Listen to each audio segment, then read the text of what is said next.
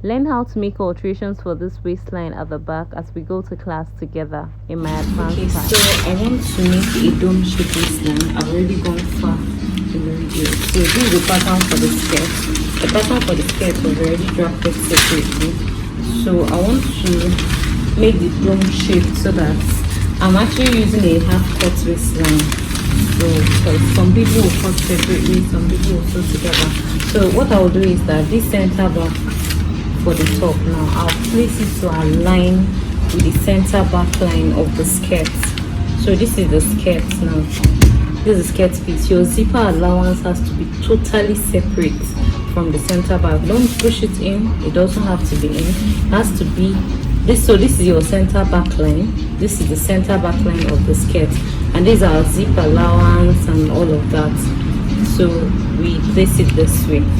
So now I'm supposed to use a tracing wheel and roll it like this. But in the absence of a tracing wheel, we're going to use a pointy object. We're going to use this.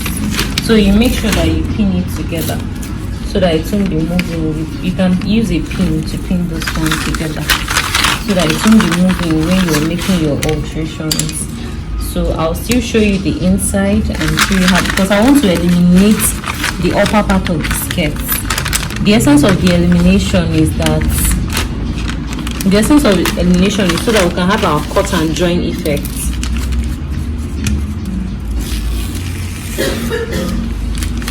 Okay, so let me just put it together because I didn't put it together initially. So but as of this time, we had already added the sewing allowance for the skirt. We have in sewing allowance, so I'm going to hold it together. I had to fold away the sewing allowance so that it doesn't give us errors in our markings. So I'm placing it together temporarily. It's not going to be a permanent placement.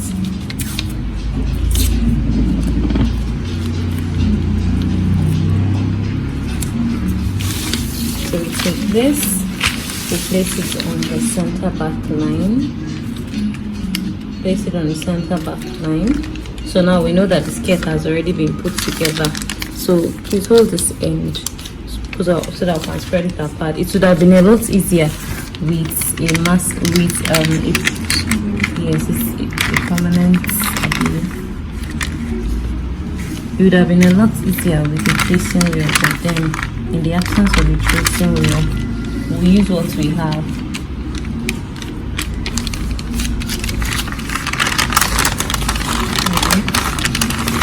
So we're transferring the pattern now. So it's the pattern transfer technique. Now I have a problem with this. So this thing didn't hold very well. So I have to hold up to this point.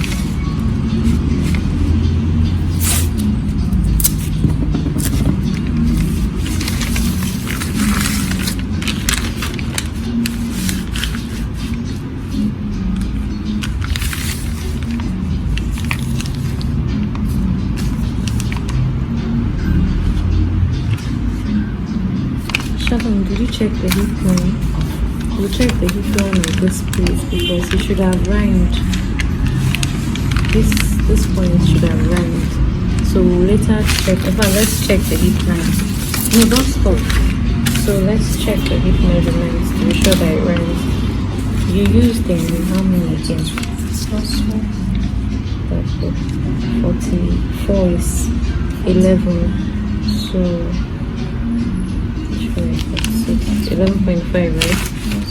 So hold it together and make sure that we have 11.5.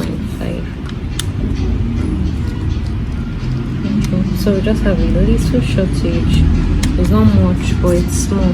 There's a shortage there, but it's small though. But that small thing still matters. So we'll eliminate it from here.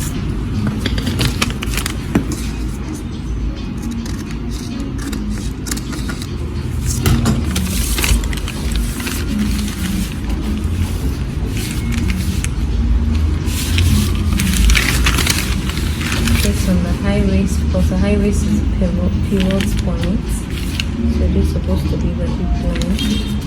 So let me check here to be sure that the high waist in front is aligning with that of the top.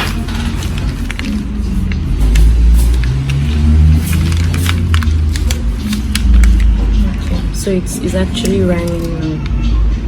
So we're going to need a pin, jelly pin. So we can use a pin to pin it together. Sometimes it takes a little bit of time. That's why most people prefer lace placement technique. But when in a situation whereby you don't want to do lace placements, you want to do the cut and join technique, you still should be able to do it. I mean, that's the essence of going to a fashion school. So I'm going to pin it this time around because I don't want it to be shifting. I don't want that shifting effect. It brings in errors into it. So I'll just pin here and here. Then with my calculation, I already got this place right now.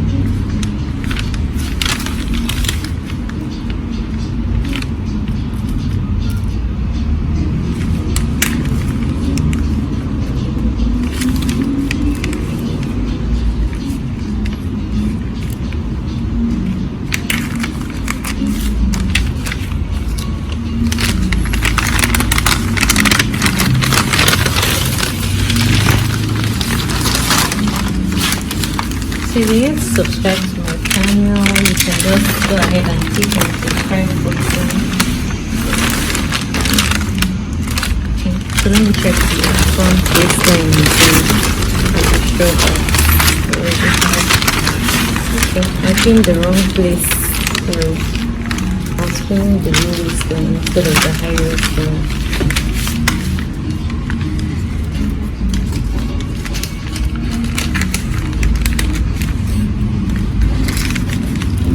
If you do this directly on fabric, you will make mistakes.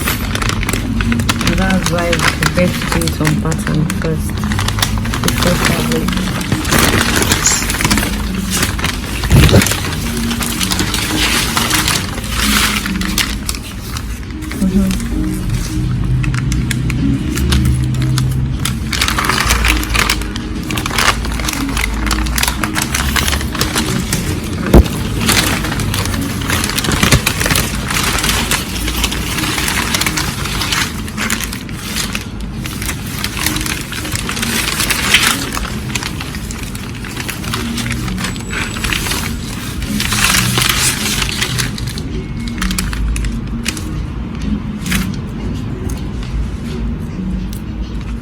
So typically this line should rhyme. So it's like a continuous line to the skirt. So the sewing allowance should be like this at this point, something like this. So that's why I'm going to pin it together. So the waistline has already been pinned.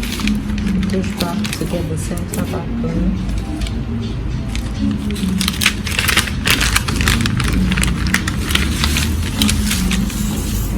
So you can see it very clearly. You can see how it is. So I'm going to turn the back so that you would also see the back to see how it looks. The waistline is well aligned. Then the hip line is also well aligned. Then you turn over to the front. You turn over to the front and we have this line this way. We have this one. So if you have a tracing wheel, it's going to be a lot easier for you. You can still spread out this place too. It's going to be a lot easier for you if you have a tracing wheel. So you just use your tracing wheel and mark out what you have here. But in the absence of a tracing wheel, any sharp object, pin, needle, it will work perfectly well.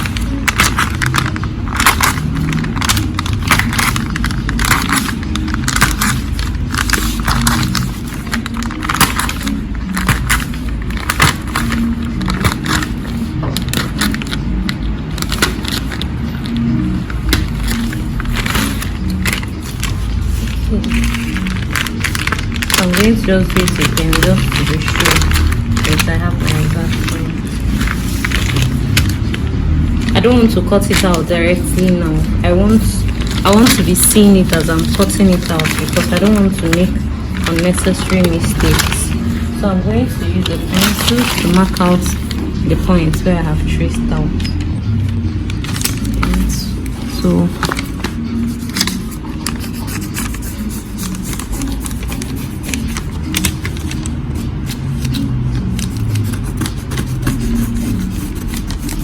So I'm going to cut it out now.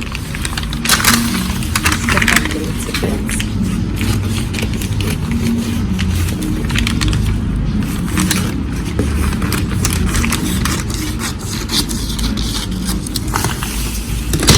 Eliminate. So this part now is going to be totally eliminated.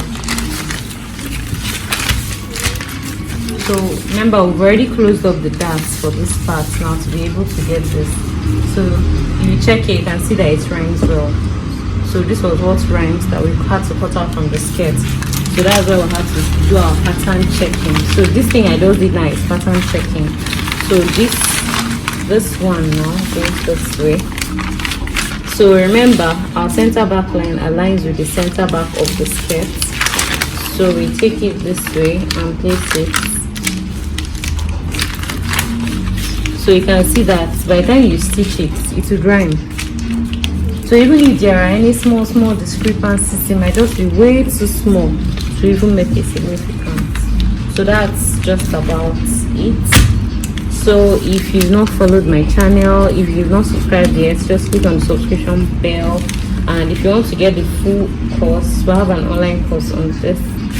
So you can click on the link in the description box to enroll for this course. Okay, so I want to now cut it out here so that we can still place again and set the pattern. Remember, we intentionally closed the darts before marking out anything.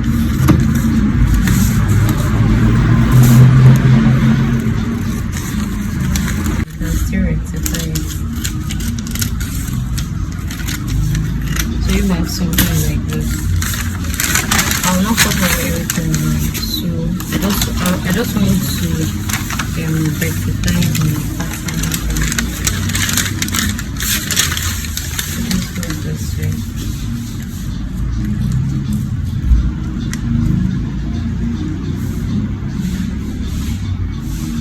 So that's basically it. So if you want this one now to rhyme with this one, so what you do is you can mark here. Only thing is that you have to start adding something here. I don't want to go into that now, but you can if you want it to still rhyme, because it's you didn't reach. Yeah, if you want the dots to still rhyme, but for now you just leave it. Just normally if it goes here, the only thing you add here now is half inch. From this point now where I marked, the only thing you have here is half inch. Then the remaining inches you chop it together. Then it will rhyme. Do you understand? But at this stage, it's like it might take a little bit more time for you to do that. So you can do it manually when you start the stitching. So don't do anything. So this is how it's going to be. Your zipper will go this way. Your zipper will go this way. Your skirts and the pattern and everything. You can see how it is. So you now open up your darts. You stitch it the normal way you stitch your top. Okay. Means you cut everything, you add your 0.5 inch sewing allowance, stitch it the normal way you stitch your top, and